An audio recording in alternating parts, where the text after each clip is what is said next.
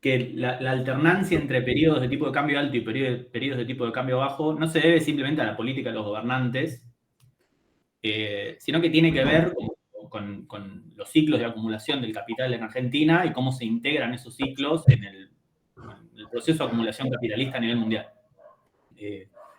Y ahora medio que están hablando, yo sigo a un par de economistas siempre, como de consultoras, de Artana, Spotorno, un par de consultoras así, de los que siguen los empresarios, a ver qué es lo que están diciendo, y están viendo todos como cambios en la estructura del consumo, cambios en la inversión, cambios en la estructura del comercio exterior, todo. Y dice, bueno, eso tiene que ver con los cambios de precios relativos y con que se está yendo hacia un esquema de tipo de cambio alto, de tipo de cambio bajo, perdón. Y yo venía con la pregunta de, eso hasta ahorita lo desarrollo en ese otro capítulo, no tanto en este, aunque la teoría está ahí también.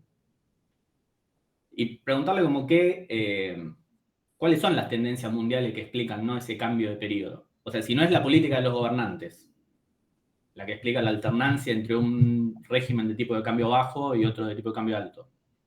Y tiene que ver con la relación de la acumulación del capital local con la acumulación del capital global. Bueno, ¿cómo se explica ahora, no? ¿Cuáles son los movimientos mundiales que explican que Argentina vaya hacia un periodo de apreciación cambiaria que cambie como la estructura de precios relativo de la economía y bueno, que se fundan algunos, que crezcan otros, que haya libertad para entrar y salir?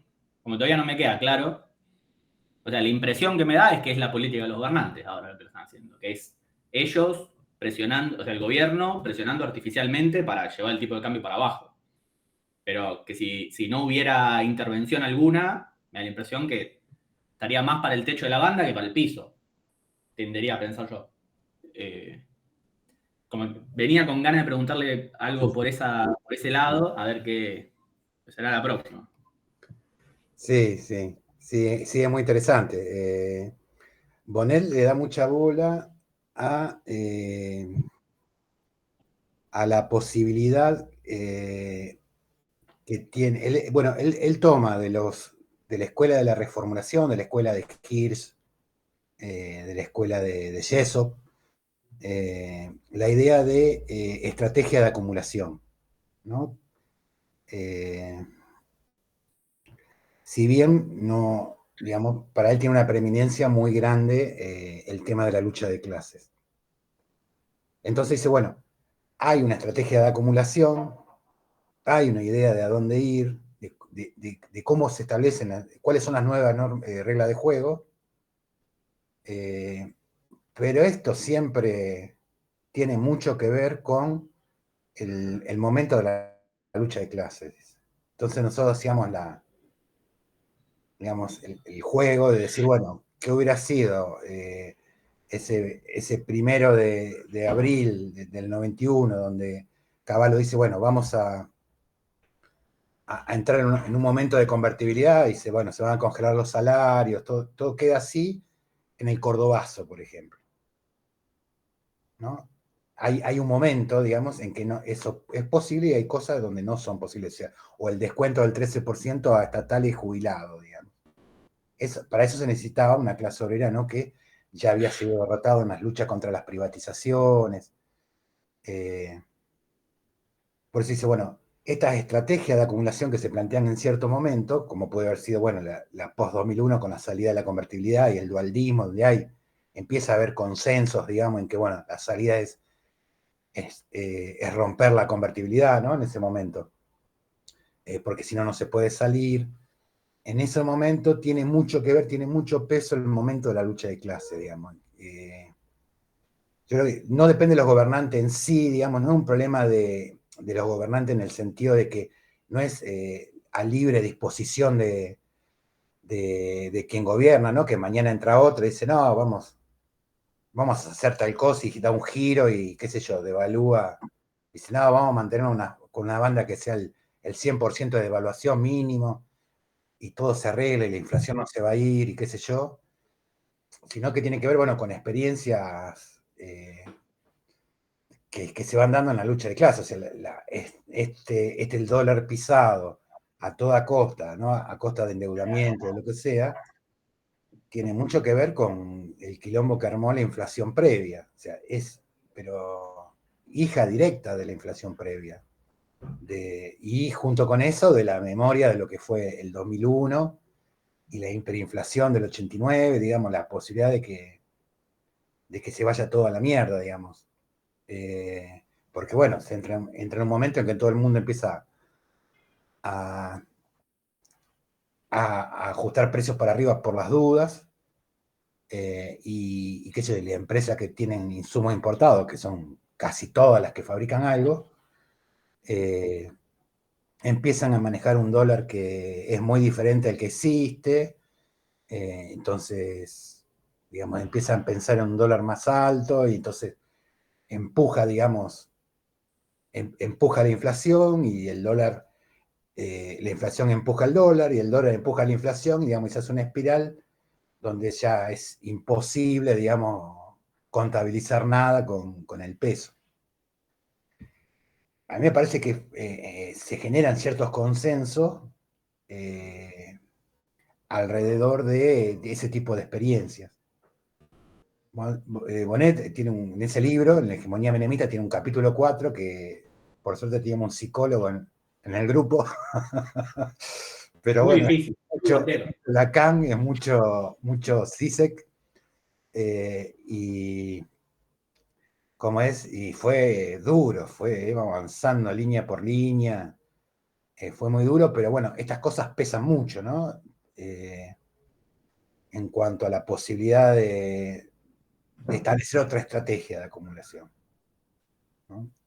Pensándolo para hoy, inclusive. Hoy uno se encuentra con un montón de gente muy pauperizada, todo el mundo, creo que casi todos conocemos a alguien que está pobre, muy pobre, que siempre fue pobre, que trabaja y es pobre, pero adhiere al gobierno porque, bueno, un poco porque mete un poco de bala, un poco porque no hay inflación, pero fundamentalmente porque no hay inflación.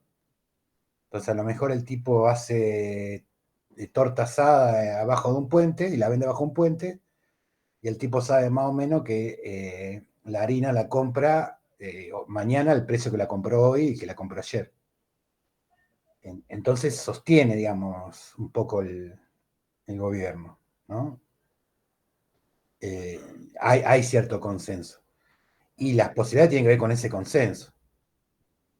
O sea, ¿qué es lo que hay que sacrificar, ¿no? Para poder llegar a eso. Ahí se hundió Natalio. Natalio, buenas. Ya estaba, Estamos salió y charlando un volvió. poco. Salió y Bueno, volvió a bueno. entrar, Roberto. Está bien. Ahí Gustavo quiere hablar. Sí, levantó la mano. Sí, buenas tardes para todos. Quería presentar un caso que me parece que tiene bastante que ver con anclar al dólar, ¿no? Que no es la convertibilidad, pero es directamente dolarizar la economía. En el caso de Ecuador, que lo conozco un poco, bueno, es un poco lo que dice Roberto, el consenso que hay en los sectores populares, porque no hay inflación desde la época de Mauad, que hace como 10 años o 15, es impresionante. Y efectivamente, puede estar vendiendo tortilla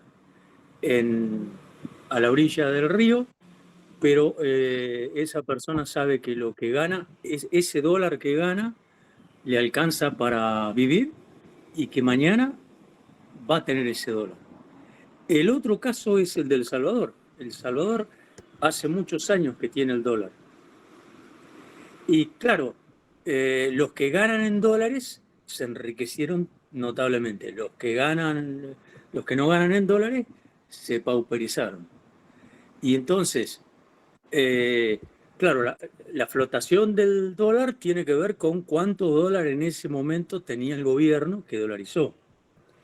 Ahora, desde el punto de vista político, no hay con qué darle. Es decir, los sectores populares defienden la estabilidad de una manera increíble. Lo digo porque lo he vivido y, y ojo porque la hiperinflación, la violencia de la hiperinflación lleva a que esto sea un valor para la gente, este valor disciplinador que tiene el dólar. Ahora, con esto cierro. Hay una cosa que de Argentina me llama la atención. Si mal no entiendo, Argentina tiene inflación en dólares, cosa que estos casos que yo digo no tienen inflación, porque el dólar es el dólar. Ahora, ¿Argentina tiene inflación en dólares? Pregunta es eso.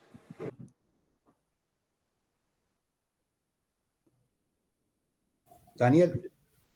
Sí, Daniel Gustavo capaz que quedó con la mano levantada de antes. Daniel, sí. Sí, a ver, más o menos retomando un poco lo que decía Gustavo y lo que planteaba Federico. Lo que veo, sí, es que yo vengo siguiendo la reserva del Banco Central desde el ingreso del préstamo del FMI. Y las reservas no paran de bajar día a día. No paran de bajar porque vos tenés un déficit de la balanza comercial. Son más los dólares que salen que los dólares que ingresan. Que por un lado responde un poco, me parece, la pregunta de Gustavo. O sea, Argentina produce, pero lo que produce depende de insumos importados. Con lo cual vos tenés una asociación directa con el dólar, porque para poder producir tenés que comprar el dólar. Y las economías de Ecuador y de Salvador entiendo que no tienen manufactura. O sea, todo lo que ingresa es directamente importado y por ahí esa relación que tienen con el dólar es directamente con el producto que ingresa, como ingresa a Chile, por ejemplo. Ahora, en esto, a posteriori del ingreso del préstamo del FMI, se realizó un nuevo repo, o sea, un nuevo endeudamiento.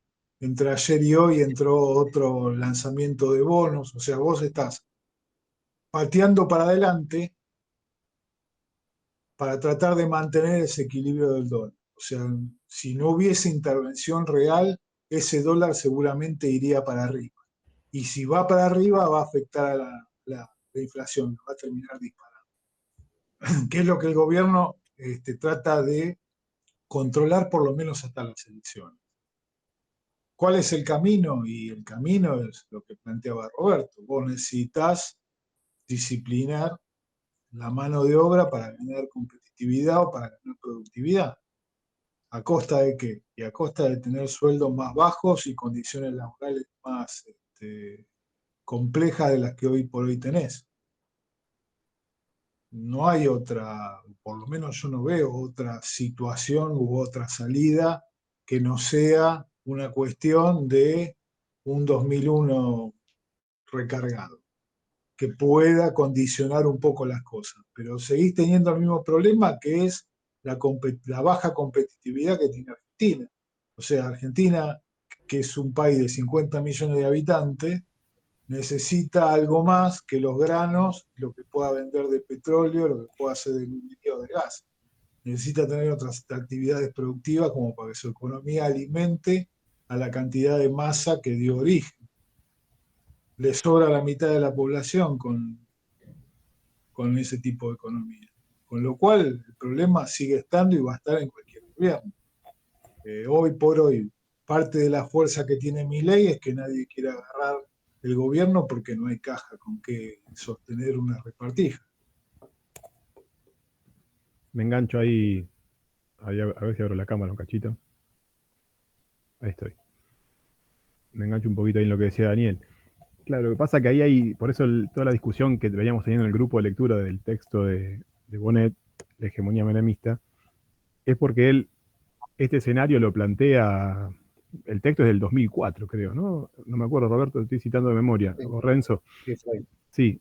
Y tratando de explicar, bueno, un poco esto, en principio, él dice, no se puede entender desde el momento actual, digamos, solamente como una especie solo de una balanza monetaria, de cuántos dólares entran, cuántos salen, digamos, ahí él se va hasta el Rodrigazo, o sea, hasta el 75, para tratar de mostrar cómo hay un sistema de acumulación que no termina de cuadrar, que la violencia de la dictadura y después la violencia, él dice, dineraria, de la hiperinflación y el riesgo del desmembramiento social, termina siendo que de algún modo se disciplinen incluso hasta la propia burguesía a la que no le convenía la convertibilidad por el tipo de mercado al que iban destinados sus productos y demás. Y entonces, bueno, hay un juego ahí de cómo el Estado regula a favor siempre de la estabilidad del capitalismo, del modelo de acumulación. Y entonces no es solamente un tema de cuántos dólares entran o salen, en el sentido de, bueno, un poco Federico tiraba, ahí pinchaba un poquito, ¿no? Esto de qué depende al final, ¿no? De cuál es el modelo que cada gobierno va implementando. ¿Por qué una cosa o la otra? ¿Hasta qué punto, la pregunta también podría ser, hasta qué punto la voluntad de los gobiernos puede incidir en una cosa o en la otra y no se impone la propia lógica del capital sobre las condiciones materiales, digamos, de existencia, de productividad, de acumulación, etc. Para Bonet siempre es lucha de clases, no es monetario el asunto. Entonces, por eso él va hasta la violencia de la dictadura y la violencia de la hiperinflación para explicar por qué se pueden implementar algunas medidas de este tipo, ¿no? Digamos, de alguna manera recesivas o de alguna manera ajustadoras o ¿no? deflacionarias o algo así, decía también Federico.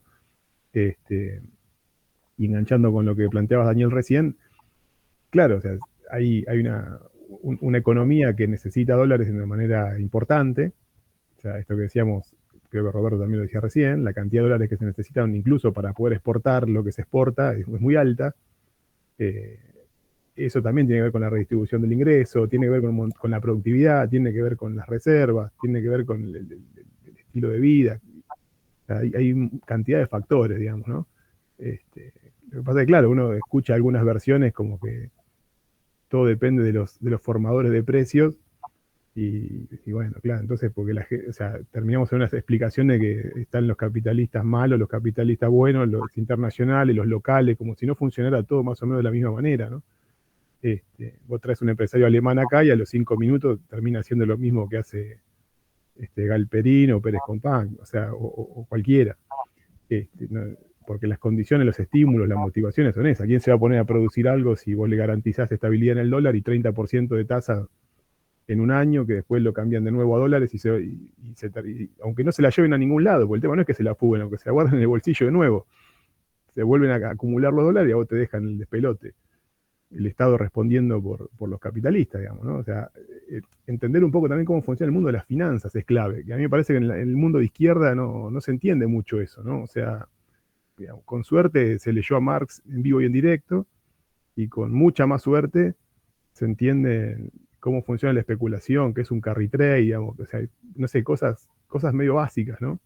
En el mundo de las finanzas que hay que estudiarlo, ¿viste? Porque si no, uno no termina de entender. Vos decías, van bajando las reservas. Claro, las reservas, todo el apalancamiento de los bancos, ¿no? Leíamos ahí en el texto de Bonet cuando hablaba de los encajes, o sea, cuánta plata el Estado le permite, el Banco Central por la regulación, le permite a los bancos tener guardada y cuánto prestar de lo que tiene depositado, digamos, ¿no?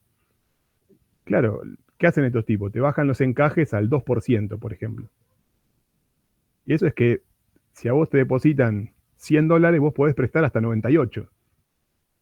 Entonces se hace un círculo de créditos en dólares, por ejemplo, y de consumo que funciona todo bien hasta que alguien va a pedir sus $100. No están, lo único que hay son $2. O sea, y eso es una cantidad de una masa monetaria que, claro, cuando la cuenta corriente te da a favor que entran dólares, no hay problema. Lo que pasa es que ¿cómo entran dólares? Por comercio internacional, por deuda externa, digamos, hay distintas maneras, por privatizaciones, hay muchas maneras. Entonces, hasta que ese ciclo no se corta, porque alguien no se quiere llevar la guita, que es lo que le pasó a Macri en el 2018, claro, el prestamista de última instancia te puede poner toda la torta del mundo, que es lo que hizo el FMI con Macri, y que no alcance. O sea, tenés que poner un cepo igual. ¿No? Bueno, qué sé yo, son como aspectos, digamos, que a veces son un poco complejos, entender toda esa dinámica junta. A veces uno no es economista para tener todas esas variables en la cabeza a la vez y tratar de a su vez pensarlas desde una perspectiva marxista o marxiana, ¿no? O sea, es complejo el asunto. Sí, y agregarte una cosa. Otra de las situaciones es creer que tener el producto, por ejemplo, el gas del gas y el petróleo de fracking, no depende de circunstancias que tengan que ver con el precio internacional.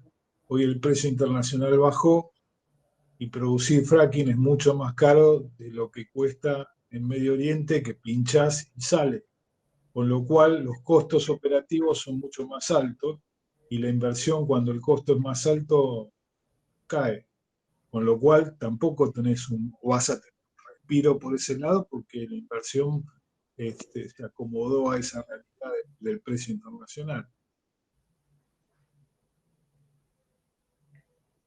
Sí, bueno, ya que estamos hablando de estas cosas, a mí me interesa mucho todo lo que es estos problemas de la reestructuración capitalista de hace mucho tiempo. Y bueno, y cuando puedo trato de tener una idea más completa del panorama. Hace poco leía que el proceso de estatización la estatización del Banco Central que lleva adelante Perón, una de las primeras medidas de gobierno, ante el Banco Central lo manejaba una junta de grandes bancos extranjeros, Banco Central de Argentina. Entonces lo estatiza y bueno, y entre otras medidas concentra en el IAPI, el famoso IAPI, la compra de los principales cereales que se exportan, ¿no? Entonces el Estado crea un instituto que compra toda la producción de cereales, ¿no? Y la vende. Y tiene una diferencia entre el precio en que la compra y el precio en que la vende. Y eso se usa para estimular el crédito a la industria, ¿no? Porque tiene un plan de industrialización.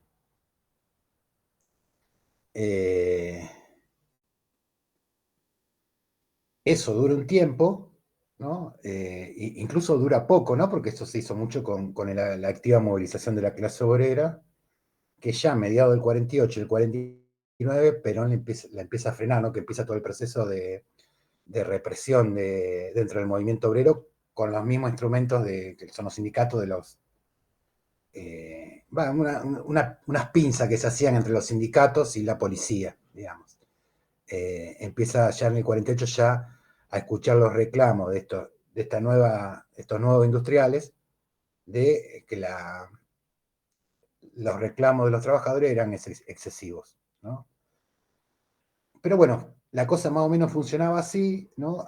Se compraban había una mediación del comercio interior, de los elementos fundamentales de los productos exportables más importantes, una mediación del Estado, y el Estado se quedaba con un dinerillo que lo usaba para el desarrollo de la industria, que tenía que ver con compra de insumos que no se tenían, con subsidiar combustible, que tenían que ver con comprar maquinaria por ahí que se descartaba en Europa.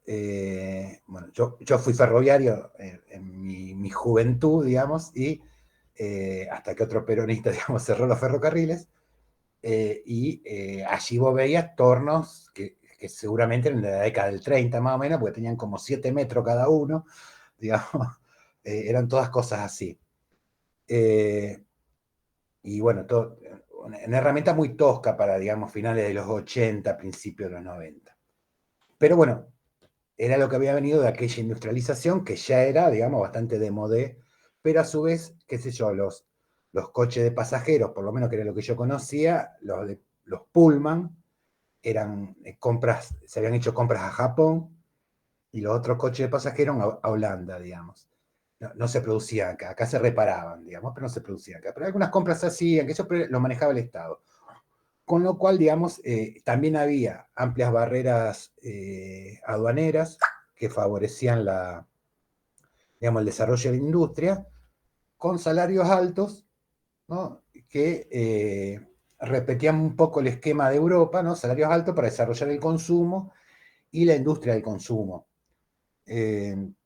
Si bien aquí en Argentina no hubo desarrollo de lo que se llama la industria de base, digamos, que era obtención de materia prima, digamos, complejizar alguna cosa como la química, digamos, en algunas cosas sí como la siderúrgica, pero la química era un poco más complejo, digamos, en un momento en que había unos desarrollos inimaginables, digamos, ¿no? Después, bueno, el plástico reemplazando a todo, digamos, y así una serie de cambios que hicieron indispensable comprarlo afuera, digamos, porque a nadie se le ocurre que los desagües de los edificios que vemos ahora se siguieran haciendo con caños de plomo o de fundición. Tenían que ser con caños de PVC y otros productos como el PPN y qué sé yo, mucho más desarrollados. Entonces, bueno, eso habría que comprarlo afuera. Entonces, digamos, entró a haber un desequilibrio ya en los 70 con todo esto. Y, digamos, una presión muy grande al mercado mundial. Yo planteaba lo de IAPI porque yo he escuchado candidatos de la izquierda de acá, de Rosario, plantear que el rumbo era hacer resurgir el IAPI, ¿no? Para industrializar el país y demás. Y esto, digamos, se plantea, volvamos a esto, si es un problema del gobierno, ¿no? El gobierno, digamos, en cierta medida encarna, digamos, la unidad, trata de plantear una estrategia de acumulación, lo que llaman plan económico, o sea, alguna regla de juego para encaminar, digamos, el desarrollo en cierto rumbo. Un tipo de cambio un poco más alto, más bajo, barrera aduanera, leyes que modifican y la regulación que hay sobre la circulación financiera, digamos, ¿no? El manejo del déficit, del superávit, ¿no? Las cuentas, las áreas de promoción, digamos, tiene algunas herramientas que... pero ¿qué pasa? Cuando se empieza a plantear la necesidad de grandes cambios, porque tiene que, digamos, la economía tiene que ser competitiva, esto se empieza a imponer como en su negatividad, digamos. Alfonsín no quiso hacer los cambios, digamos, no quiso privatizar, digamos, desregular, una serie de cosas, y cuando se acordó de hacerlo ya era tarde, ¿no? Cuando llega Terraño, para los que somos más viejos, al final, que tiene un plan de privatizaciones, ¿no? Que después lo agarra, digamos, los economistas, los ministros de Economía que le ponía Bungebor, digamos, a Menem, o Herman González, agarró ese plan y dijo, vamos a llevarlo adelante, porque esta es la que va a hacer. Se va imponiendo en forma negativa, ¿no? Qué sé yo, podemos decir, bueno, al final del mandato de Cristina, en el último gobierno de Cristina, se empieza a imponer, digamos, como una necesidad el ajuste de tarifas, ¿no? Se empieza a imponer como es una necesidad. No hay manera de mantener los subsidios. Entonces lo dilata, se genera inflación, hay devaluaciones, pero no son lo importante, digamos, no tienen la importancia que no son tan profundas como lo que se necesita. Hay un atraso, digamos, en las tarifas, el problema, la estructura del subsidio era muy grande, no había cómo mantenerlas, y llega bastante mal al final del mandato, el segundo mandato de Cristina, y bueno, pierde las elecciones porque todo el mundo ve que se cae en inflación, qué sé yo, ahí se recurre a cosas estrambóticas como el impuesto a las ganancias, ¿no? Cosas que no se habían visto hacía mucho tiempo.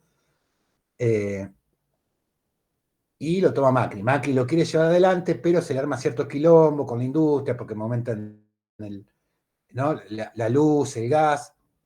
Medio que frena, pero se vuelve a imponer eso. Digamos, esas medidas restrictivas para la billetera del Estado se imponen. En eso me acuerdo, yo cuando lo vi por primera vez, lo vi personalmente a Bonet, fue en una charla que dio en Córdoba en comunicación social. En los primeros años del gobierno de Macri, auditorio lleno, ¿no? 98,9% todos kirchneristas. Hay que pararle la mano a Macri, que pararle la mano, y Bonet dijo, muchachos, los ajustes no se derrotan, se postergan a lo sumo. Se postergan. Dice, no se pueden derrotar los ajustes. ¿Mm?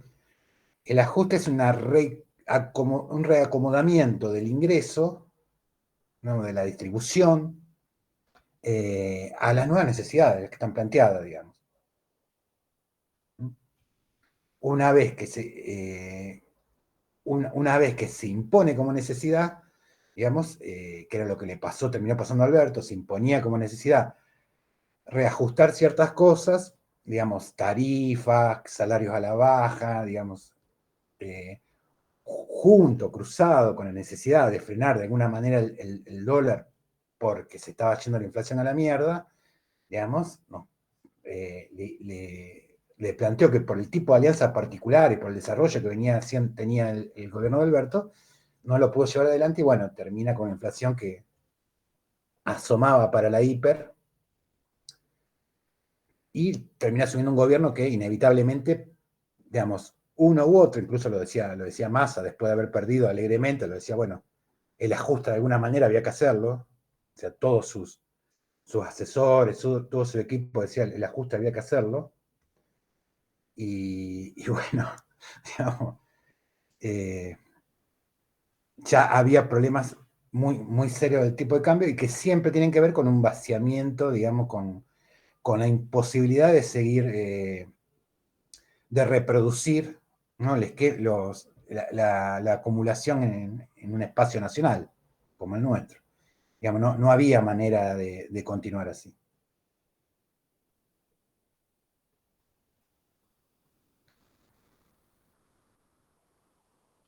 Sí, de hecho, si mal no recuerdo, cuando estando Kicillof de ministro en ese gobierno, el dólar pasa de 2 a 4, o sea, de 2 pesos a 4 pesos, sale Kicillof a pedir techo paritario, como tenemos ahora y critican ahora. En su momento Kicillof pedía techo paritario y se liquida la deuda con el Club de París con beneficios sustanciosos que sorprendieron a los mismos acreedores. Entiendo yo que con la intención de pedir un nuevo préstamo, y aparece ahí Griesa que corta las posibilidades de pedir un nuevo préstamo.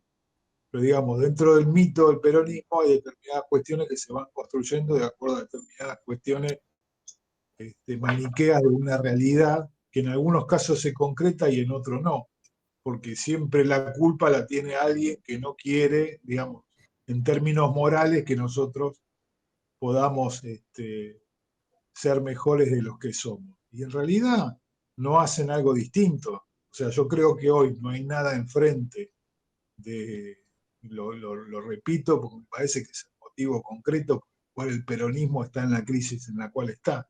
El peronismo sin caja no puede hacer peronismo. Y para que haya caja tiene que haber un ajuste previo. Y mientras ese ajuste no es lo suficientemente fuerte, no va a haber una oposición. O sea, yo creo que hay dos temas. Hay un problema económico que juega en contra del gobierno de Milei, que no puede mantener dólares dentro de las reservas del Banco Central, pero políticamente no tiene nadie enfrente, porque no hay nadie dispuesto a hacer lo que tiene que hacer Milei.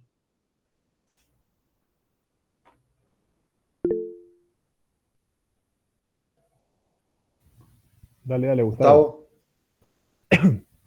Bueno, estoy medio charlatán hoy. No, pero es la nostalgia, ¿no? Me hacen acordar cuando Kicillof era ministro de Economía, era el Banco Central el que estaba endeudado. Yo no sé cómo era bien el mecanismo, seguramente Federico o Roberto lo van a hacer, pero el Tesoro podía disponer del Banco Central a su antojo, porque no tenía autonomía, entonces la deuda era interna. Ahora, claro, en ese momento era como si, bueno, una cosa es deberle al prestamista usurero y otra cosa es deberle a tu tía que te hizo un préstamo familiar. Pero la deuda estuvo, es decir, no es que fue una gestión que no había deuda. Eso es lo que yo me acuerdo de esa época, ¿no? Claro, el conflicto que estaba con Redrado, cuando estaba a cargo del Banco Central, y bueno, era la movida de sacarlo a Redrado para poder hacer lo que vos estás planteando ahora, que fue lo que efectivamente pasó. Sí. Sí, la discusión por la independencia o no del Banco Central, sí, me acuerdo, claro. que después, si no mal recuerdo, me parece que después la pusieron al Marcó del Pont. Claro, sí, sí. Claro. Sí, sí. Bueno, pero ahí tiene un límite eso, ¿no? O sea, vos decías lo de las reservas, Daniel. O sea, si vos te fijas en los últimos 4, el último gobierno de Cristina, se morfó una cantidad de reservas impresionante. Pero claro, eso hacen todos los gobiernos, queman reservas, queman dólares, o sea, los famosos fondos, ¿no? Esos fondos anticíclicos, ¿no? Que plantean los keynesianos. O sea, que si vos te podés bancar con una economía, con las reservas que tenés, el momento de ajuste económico, poniendo vos guita que tenés guardada, cuando te quedas sin laburo, bueno, está bien. O sea, después en algún momento posiblemente encuentres laburo, más o menos pago, digamos, y puedes zafar. Si no, te tienen que prestar guita. O sea, y porque ¿cuánto puede vivir de la guita que te dejó la abuela, digamos? ¿No? Se hablaba de las joyas de la abuela cuando privatizaba el menemismo. El tema es la fuente de financiamiento. O sea, no hay vuelta. O sea, no es que hay guita buena o guita mala acá. O sea, para el capitalismo, si vos tenés cómo financiarte, mirá los yanquis. O sea, tienen la maquinita de hacer dólares, se financian con los flujos de capitales de todo el mundo y son uno de los países más endeudados y más deficitarios.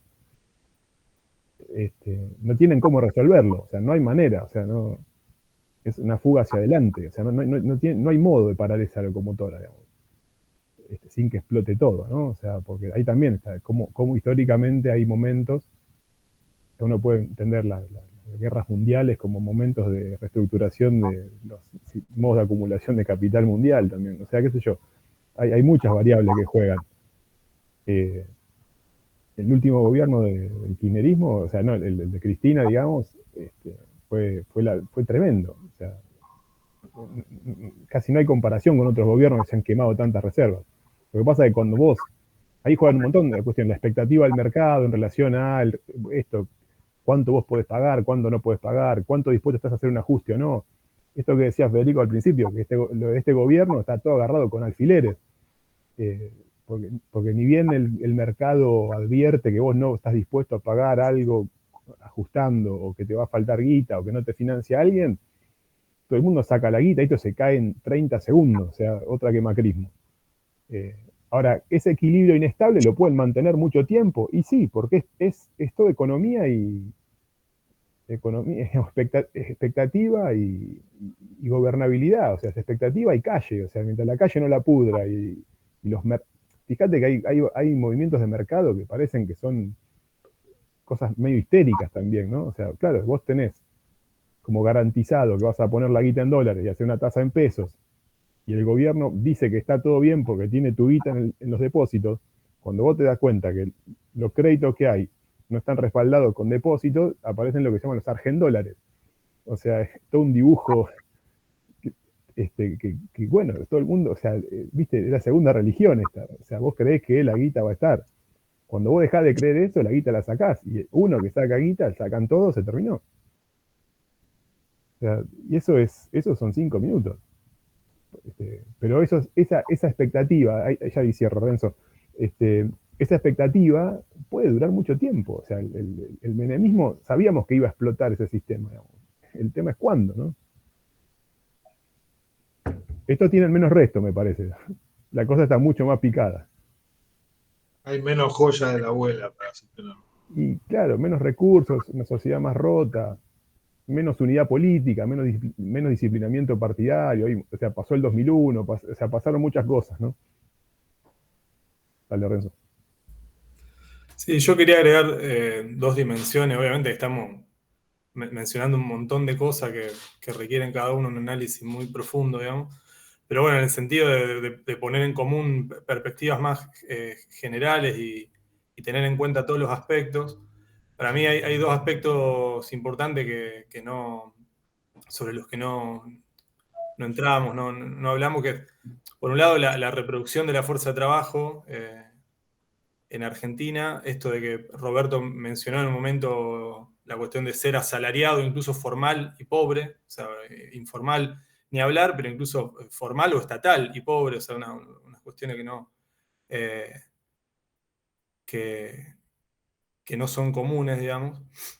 Y la cuestión de los subsidios directos, digamos, a la reproducción de la fuerza de trabajo, que no paran de crecer, a veces no en monto, eso va variando, hubo un ajuste a los montos en relación a la inflación, pero sí la cantidad de beneficiarios sigue creciendo. Por ejemplo, con la UH creció en unas estadísticas que estuve viendo. Entonces ahí hay un cambio también nada, en cómo o sea, este gobierno se sostiene sobre la baja de inflación, lo cual hace que no haya mayores desbordes sociales, pero fundamentalmente, y tenga confianza y apoyo popular incluso, pero por otro lado está esto, o sea, la reproducción de la fuerza de trabajo pobre, o sea, de manera precaria, pero está sostenida, no como en otros contextos, por ejemplo en los 90, que directamente era bajo la forma de desocupación. Entonces en eso, bueno, hay un aprendizaje también desde el punto de vista del Estado en cómo reproducir al capital sin que la crisis duela tanto o le genere tantos conflictos, digamos. Entonces, por un lado, introducir esa variable, que obviamente da para analizar un montón de cuestiones, pero es la reproducción de la fuerza de trabajo, y después la otra, en torno a la reproducción del capital, y la especificidad que tiene Argentina, que es la cuestión de la renta de la tierra. Rolando, en el otro texto que mencionabas vos, Federico, al principio, el otro libro, a diferencia del que nos habíamos planteado leer para hoy, si bien el marco teórico, por decirlo de un modo, es el mismo, aborda más específicamente el caso argentino, digamos. O sea, a la cuestión de la baja productividad del capitalismo argentino le agrega la cuestión de la renta de la tierra y cómo se vincula una economía subdesarrollada que está inserta en el mercado mundial a partir de la producción primaria, cómo se vincula con esa economía, esos capitales improductivos, mercado internistas, como que, bueno, hay que analizar en su conjunto porque eso está relacionado, digamos. A mí no me da para reponer esa cuestión, pero lo había leído hace tiempo, hay un par de capítulos que tocan los mismos temas que el que nos habíamos propuesto leer para hoy, pero vinculándolo con la cuestión de la renta y la especificidad argentina. Nada, me parece eso, que son dos elementos a tener en cuenta, la reproducción de la fuerza de trabajo y la especificidad argentina con la cuestión de la renta, que en última instancia es lo que nos inserta en el mercado mundial, ¿no?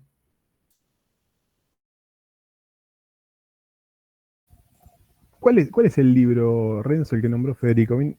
Yo tengo algunos de Astarita, pero no... No sé si se ve espejado. Entonces, Economía Política de la Dependencia del Subdesarrollo, Tipo de Cambio, Renta Agraria en Argentina. Ok.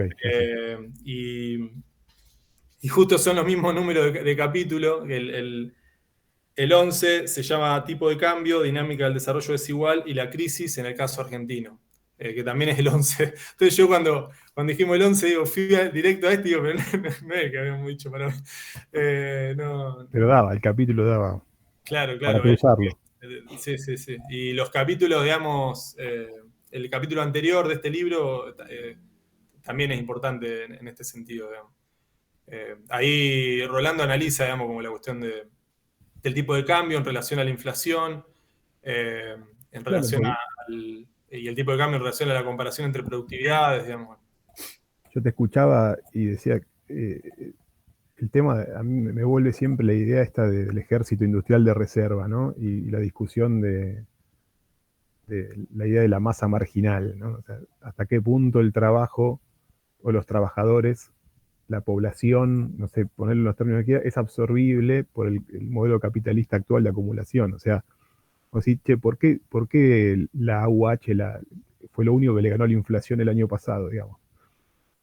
Y hasta qué punto toda esa población es gente que está laburando o zafando, digamos. O sea, es como el sector más precarizado, casi indigente o indigente. Si hay trabajadores en blanco pobres, deben ser indigentes seguro. Y en relación a una economía que hasta qué punto necesita esa población o no. O sea, también, o sea, según qué modelo de acumulación y la productividad, etcétera, hasta qué punto esa población es necesaria para qué modelo económico también. O sea, porque viste cuando se dice con la gente adentro, que cierre con la gente adentro. Claro, sí. O sea, cosechando caña de azúcar, a machete es con la gente adentro, porque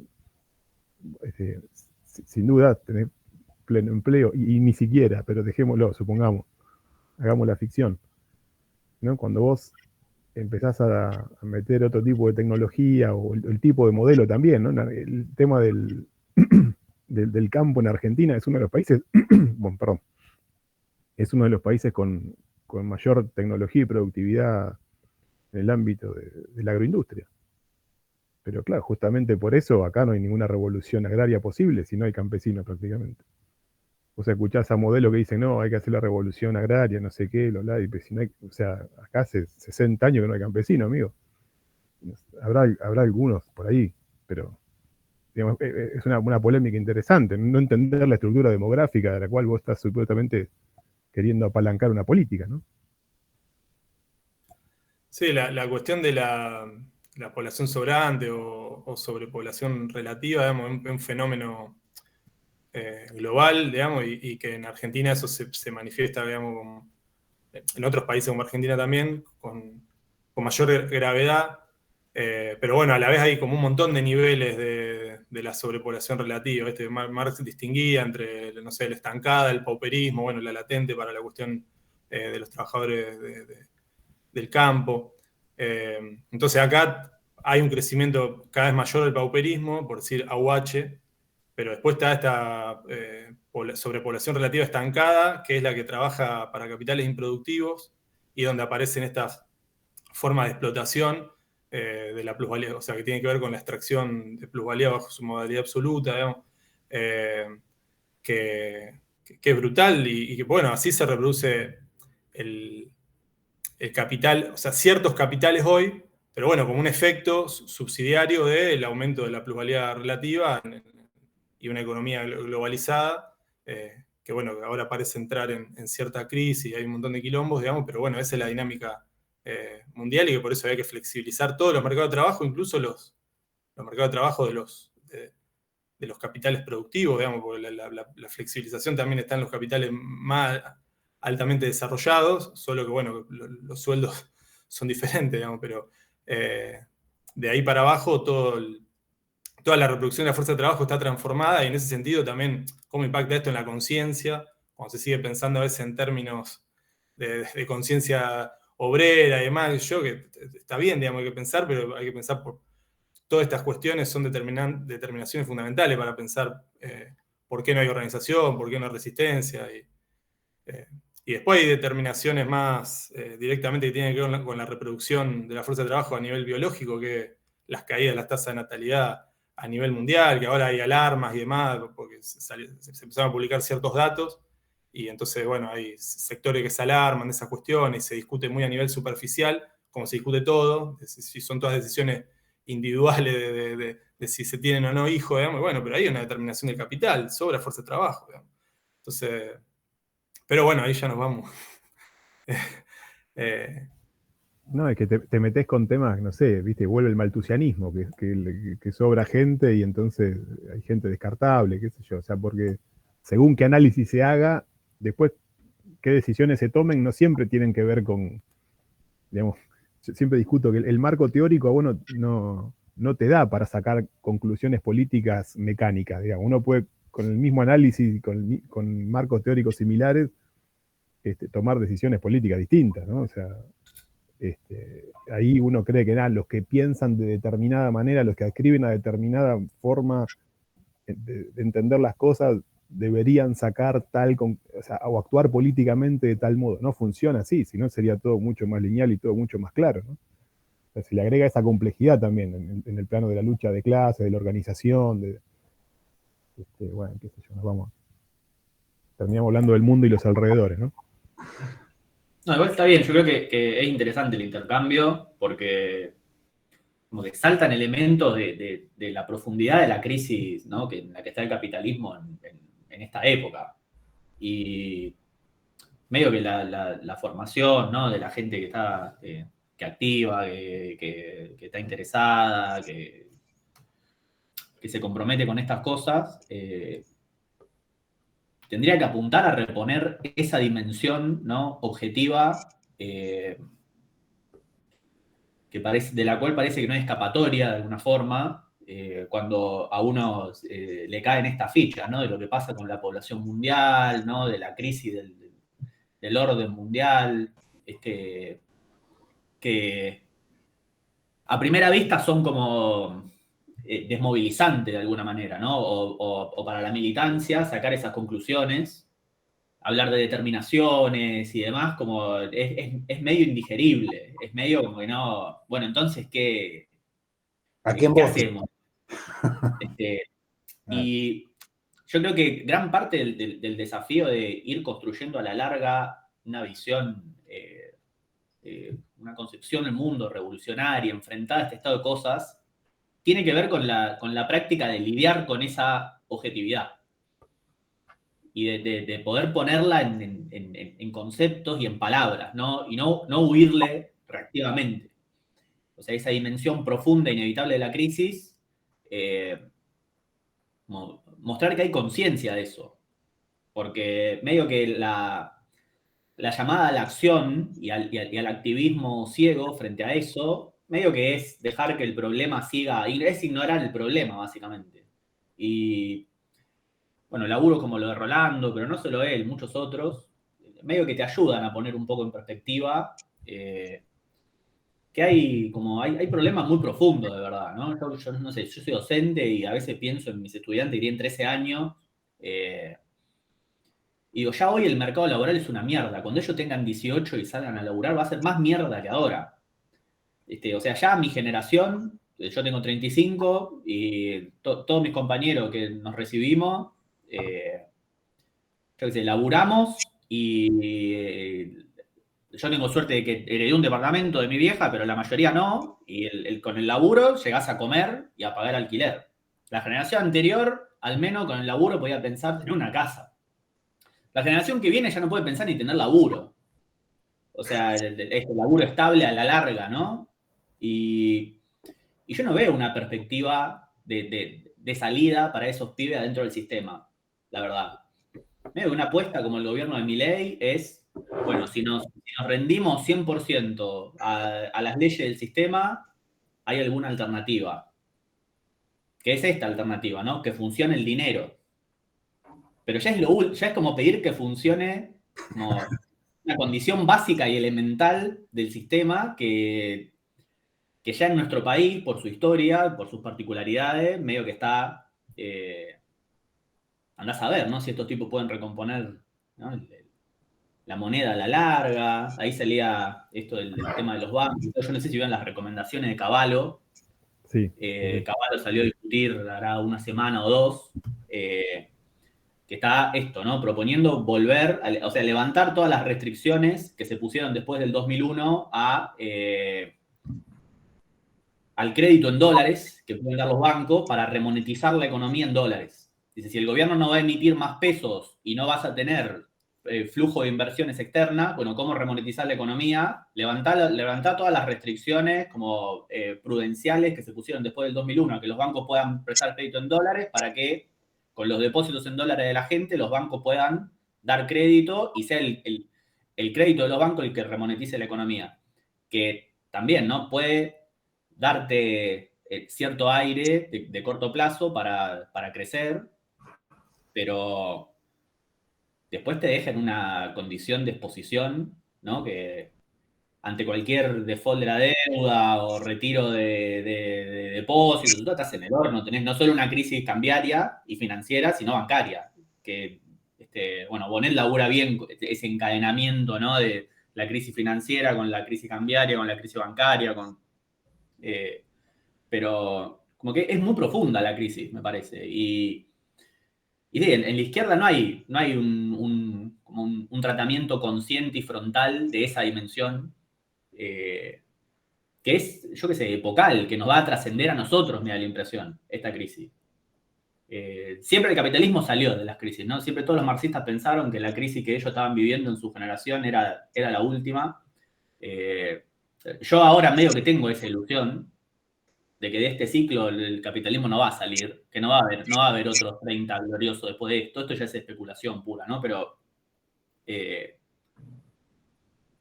no sé, es muy difícil imaginar un nuevo ciclo mundial capitalista. Yo como que vengo leyendo mucho a la crítica del valor, a Robert Kurz, a todos esos tipos, y esos tipos vienen diciendo desde fines de los 90 que el capitalismo está como en una fase terminal y que medio que del siglo XXI no pasa, que en el siglo XXI se va a empezar a desarmar de a poco la cosa, y creo que algo de eso hay. De entrada es pesimista, decís, bueno, che, ¿qué hay? O sea, ¿qué hay por afuera de esto? Pero medio que sin tener una concepción teórica que te marque el límite adentro del sistema, es imposible empezar a pensar un afuera, cómo construir un afuera. No un afuera en un sentido autonomista, zapatista, sino un proyecto de ruptura, no de superación, que creo que hoy no está. O sea, hoy son todos por adentro del sistema los proyectos, hasta incluso lo de la izquierda. Antes decía Roberto lo del peronismo, lo del programa de la izquierda con las nacionalizaciones y todo. Hoy los programas de la izquierda lo que proponen es el programa del peronismo de los 40. Llegar al gobierno, nacionalizar el comercio, nacionalizar el sistema bancario,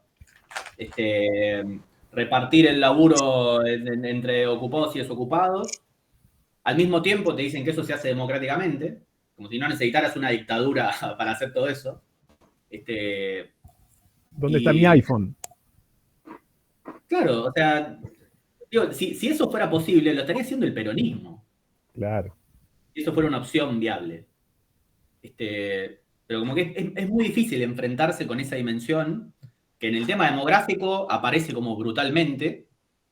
El tema que aparece como en un aspecto de la reproducción biológica y aparece como naturalizada, no aparece como un fenómeno social.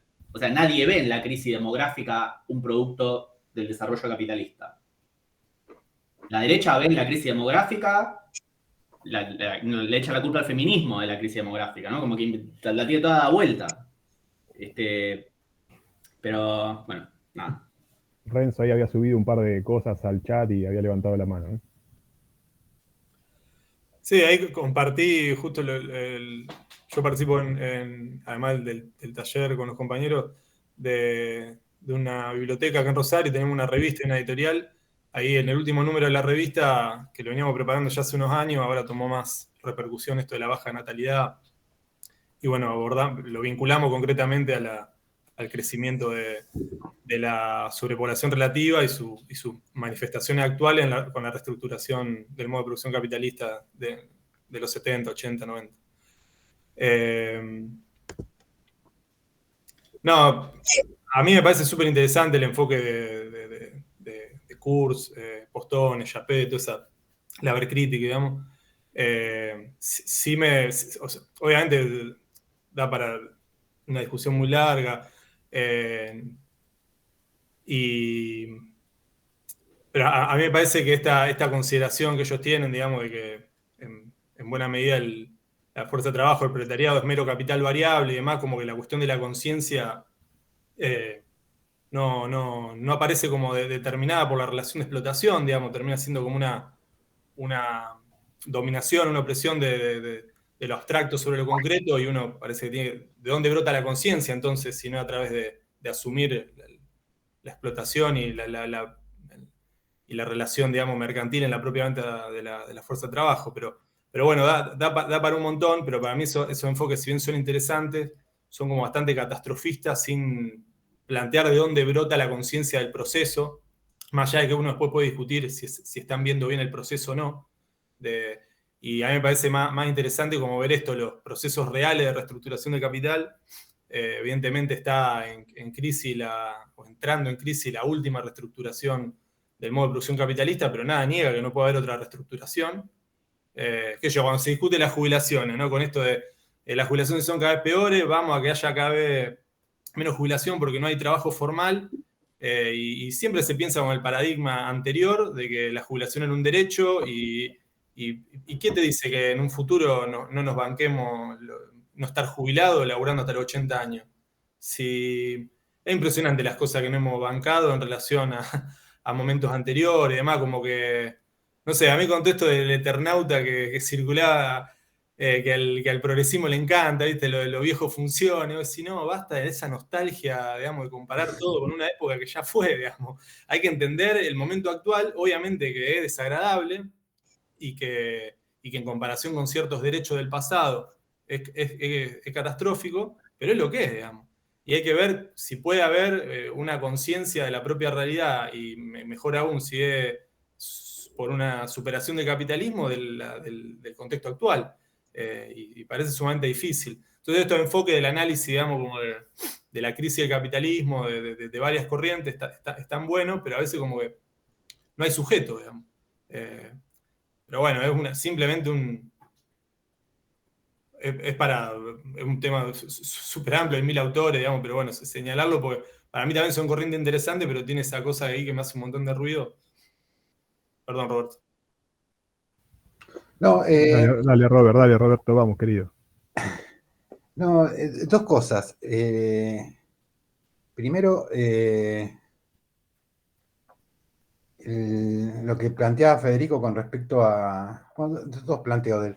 Uno que tiene que ver con esto de que la aspiración popular es que esta gente mantenga la moneda. O sea, eso es...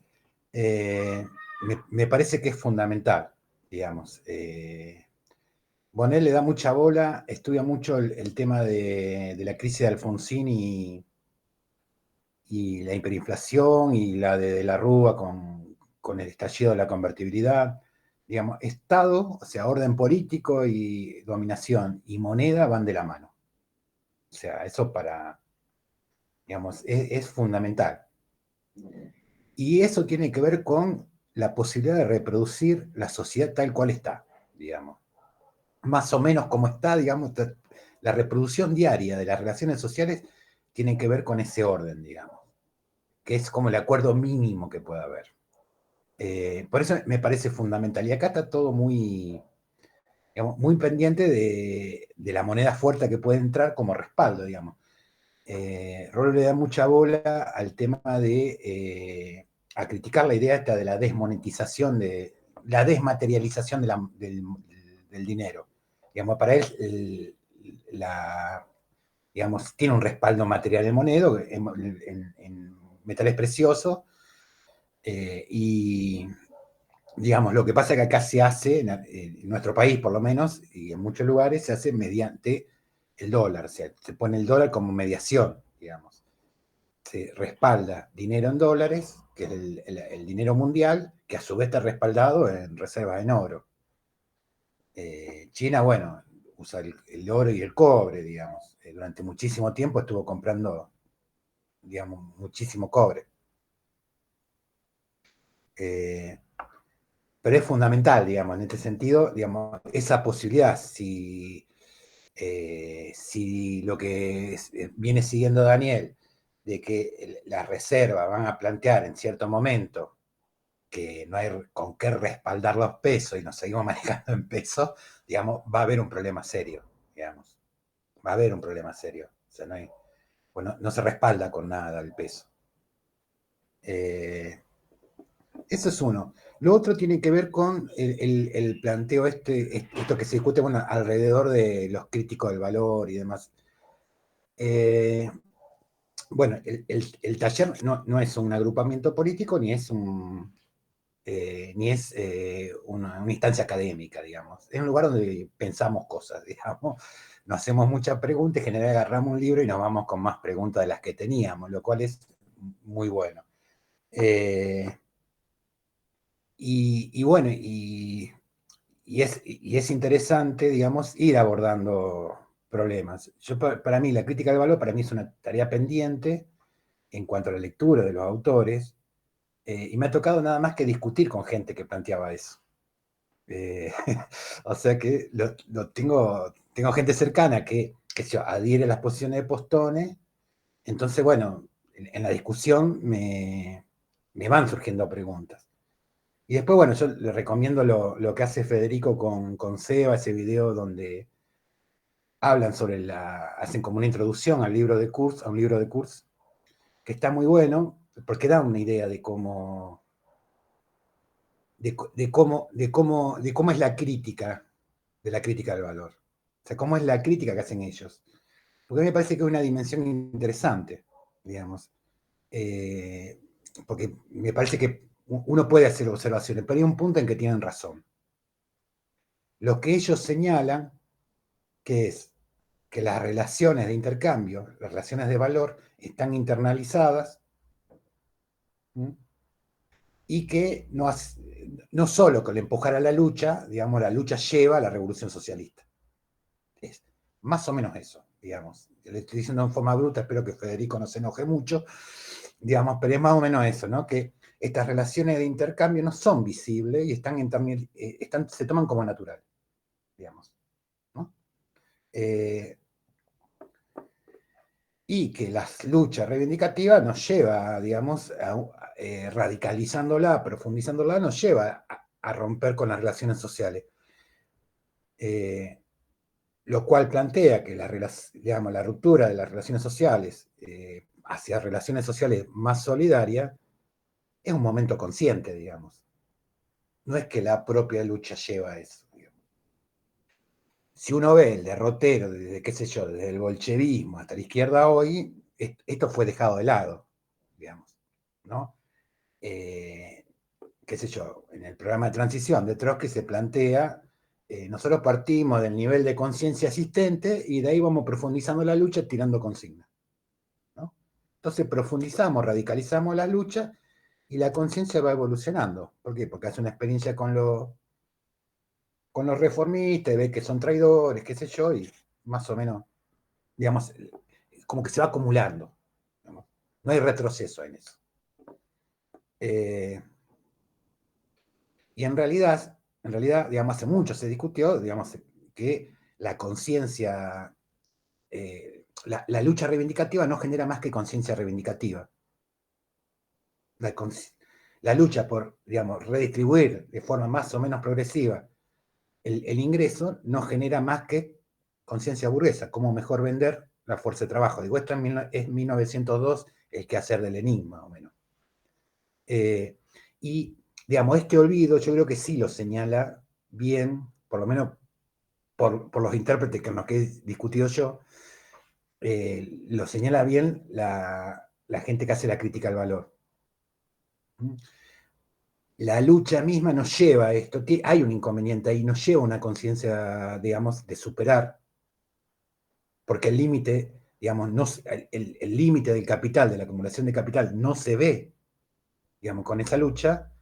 Y nadie se hace socialista con la lucha, digamos, nosotros los que estamos acá podemos querer más o menos la revolución, pero a esa idea hemos llegado por otro camino, que no fue luchando por salario, o por siendo una marcha por, qué sé yo, por ropa de trabajo, por los derechos humanos.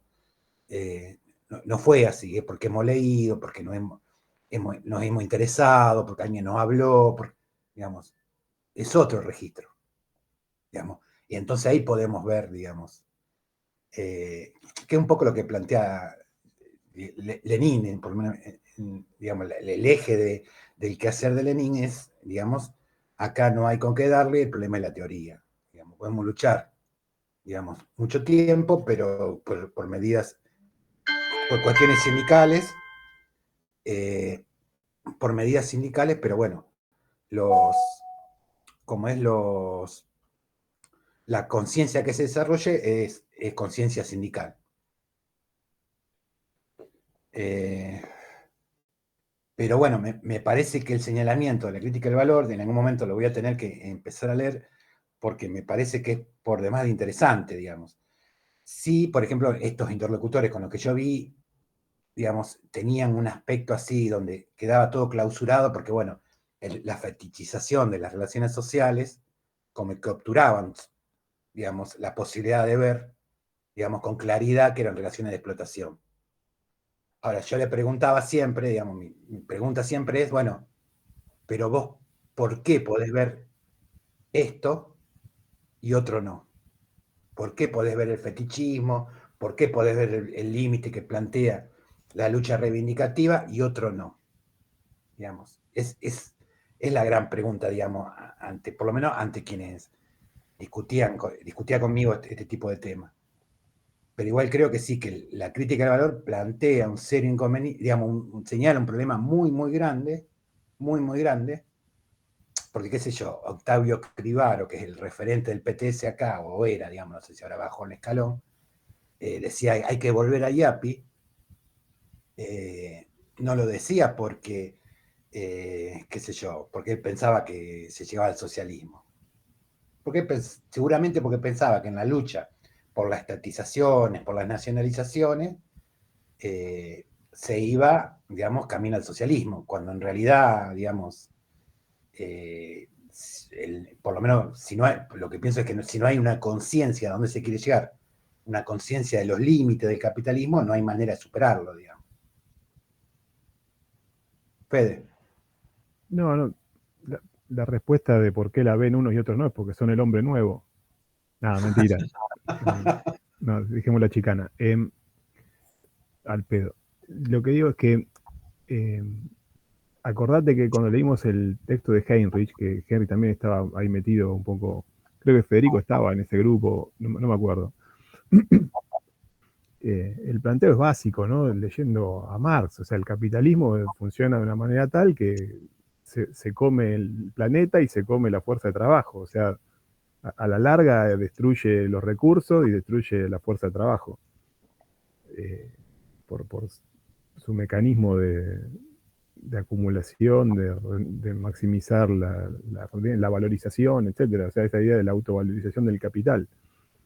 Llega un momento que, no sé, te quedarás sin agua y con mucha guita. O sea, hay momentos donde eso colapsa. No es, digamos, la mirada catastrofista un poco es que no es que el futuro es Mad Max, sino que eso es un tiro hacia adelante, digamos. Siempre es una fuga hacia adelante y también el capital financiero de alguna manera juega ese juego. O sea, siempre es una apuesta, es comprar presente apostando al futuro. O sea, es una cosa que es un desquicio absoluto. Si uno lo piensa, digamos, cómo funciona eso, es una locura. Pero mientras haya resto para jugar esas fichas, se van a seguir jugando. Entonces ahí, ¿viste? O sea, ¿de qué vivís vos? ¿De juntar cartones? Y bueno, qué sé yo quiero que más o menos o sea, yo no puedo especular con mis ahorros y con la economía financiera de qué voy a hacer mañana, la semana que viene, el mes que viene o el año que viene. Entonces, esa actualización de la presentificación de la vida, o sea, de vivir al día, básicamente, como se dice vulgarmente, hace que vos digas, generame las condiciones de estabilidad las máximas posibles, y yo después veo si como arroz, si tomo mate o cómo la defiendo. El que tiene un resto puede jugar en la inestabilidad con otros recursos. No le afecta tanto, digamos, en el sentido de por qué algunos sectores dicen, o sea, no jodan con la guita, no sé, o sea, generen una estabilidad. Después veo cómo me arreglo, porque mate cocido tomé siempre de última. Entonces ahí hay como un punto, digamos, donde uno, no, ¿viste? ¿Por qué las clases bajas bancan sistemas de este estilo? La violencia ya está en esos lugares. O sea, ¿cuál sería, digamos, esa idea de que yo qué voy a perder? ¿Viste? Se escucha eso. Yo igual mañana tengo que laburar, ¿no? Se escuchan esas cuestiones, digamos. Entonces, yo no sé si es no tener conciencia, si no es que si, bueno, mira, ¿hasta dónde? O sea, ¿cuánto tiempo tenés? ¿Me entendés? O sea, digamos, transformar esto escapa a la escala humana, del tiempo de la temporalidad de la vida humana, de una vida, de una generación, ¿no? O sea, ¿cuánto tiempo tenés para transformar esto?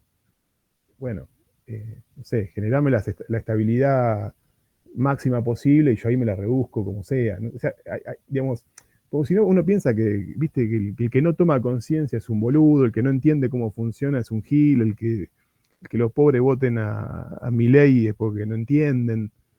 Sí, me parece que lo que a veces no estamos entendiendo somos nosotros, esas subjetividades, esas formas de vida, esos análisis, ¿no? O sea, obviamente estamos hablando de pensamiento de sentido común, ¿no? No de gente que está haciendo teoría ni que está especulando acerca de los destinos de la humanidad.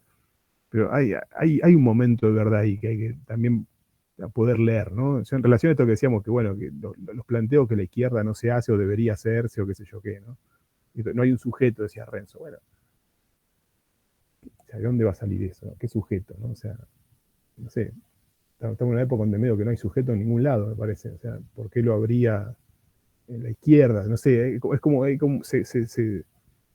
mí se me generan 200 preguntas, ¿no? Con estas discusiones. Sí, yo igual decía que fundamentalmente no hay sujeto en la teoría del valor, en la ver crítica, digamos. O sea, es el ser humano que toma conciencia del fetichismo de la mercancía. Está bien, pero para tomar conciencia del fetichismo de la mercancía tenemos que partir de las relaciones actuales que son de explotación y venta de la fuerza de trabajo. Es verdad que con la crítica de la explotación no alcanza, la lucha reivindicativa, como decía Roberto, y hay que entender que si existe explotación del trabajo asalariado es justamente porque somos todos propietarios privados de mercancía y algunos solo tenemos fuerza de trabajo y otros medios de producción. Entonces, pero partimos de ahí, de nuestra reproducción más cotidiana y simple, y obviamente tenemos que ir analizando las determinaciones más profundas y nos llega al fetichismo de la mercancía, que es donde, para mí, entiendo, parte la teoría del valor, y como dice, bueno, esto es lo que hay que reconocer, pero dicen, bueno, yo le digo el sujeto, aunque no veamos que está lleno de deficiencias, es el trabajador explotado que vende su mercancía a fuerza de trabajo. Pero bueno, obviamente que para mí estaría súper interesante, digo, porque en algún momento nos preguntamos con qué seguir, ahora que nos falta todavía un par de meses para terminar el de Bonet, en el taller, una de las posibilidades era uno de los libros de Rollo, también podría ser algunos artículos de esta corriente, y también hay artículos críticos de esta corriente que para mí son interesantes. Y bueno, después tiene un aspecto para mí que es sumamente cuestionable. Yo no dejo de leer autores por grandes cagadas que se mandan, digamos, pero la postura en general de Kurz y de varios miembros del Haber Critic sobre la cuestión de Israel es penosa, digamos. Pero ahí tenés el sesgo alemán culposo, ¿no? O sea, europeo. Claro, ellos son del antigermanismo, digamos, de los antialemanes, digamos, que ellos dicen que hay que abolir el Estado, menos el de Israel, un tiempo, o sea, cuando se haga la Revolución Mundial, el último Estado a ser abolido, el de Israel, por cuestiones históricas que hay que tener cuidado, digamos. Ahí es donde vos decís, cuesta... Hay que hacer un esfuerzo por tomar en serio todo el resto, pero sí, bueno, vamos a separar las aguas y decir, porque si no te dan ganas de meter un bolón en el orto. Pero bueno, a mí en el contexto actual de lo que está pasando en Gaza, más allá del chiste, no, olvídate. No me parece menor mencionarlo. O sea, tienen textos abiertamente en defensa de Israel, no del sionismo, no, pero bueno, sí de la existencia del Estado de Israel. Y incluso esto de su existencia más allá de la revolución comunista y la revolución del Estado a nivel mundial, digamos. Entonces, bueno, ahí cuando decís las abstracciones a lo que pueden llegar, digamos. Pero, bueno, el texto de Heinrich, no sé si se acuerdan, cuando leímos el texto de Heinrich, tiene un excursus ahí en un momento vinculado con el tema del Estado de Israel o del antisemitismo y qué sé yo, que no se puede creer. O sea, es como que le pegó al libro un excursus en un capítulo que vos decís, ¿y esto a qué viene, no? Pero sí. No, bueno, pero es que uno no es que viste, una teoría y una postura política o una postura teórica es sagrada porque explica todo, ¿viste? O sea, no sé. O sea, te convertís en... No, obvio. Pero olvídate. Hay el contexto actual, pero igual así me parece no por eso, mucha gente hace eso. Te manda una cagada y no te lee el conjunto de la teoría. No, podés leer y incluso no todos los autores cayeron en esa, digamos. Sí. Después también ahí está Roswitha Scholz, que es miembro también que tiene toda su teoría sobre la cuestión de género. Ella habla de dos esferas, escindida. Para mí también es incorrecto, pero es sumamente enriquecedor el debate, digamos. De lo directamente e indirectamente mediado por el mercado para hacer todo un análisis del trabajo doméstico y demás. Pero bueno. Nada, digo que puede quedar en el tintero para los que Hay mucho. participando también para nosotros, digo, los que estábamos participando del taller y los que hoy sumaron a futuro y demás, me parece que si hay interés en ese tipo de cosas, puede ser una alternativa, digamos, de continuidad. Bueno, vamos a ver qué dice Rolando, qué contesta, en qué fecha pueda coordinar de nuevo.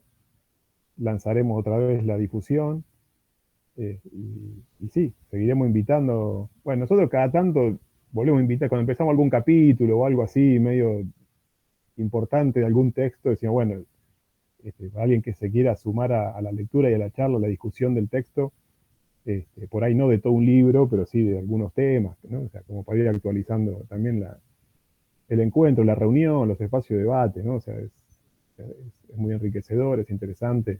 Como decía Roberto, no es que somos un grupo político que está teorizando y que está bajando líneas, no sé qué, al revés. O sea, muchas veces nos agarramos a trompada o sea, leyendo algún capítulo porque por ahí no coincidimos en cosas, pero fantástico, qué sé yo.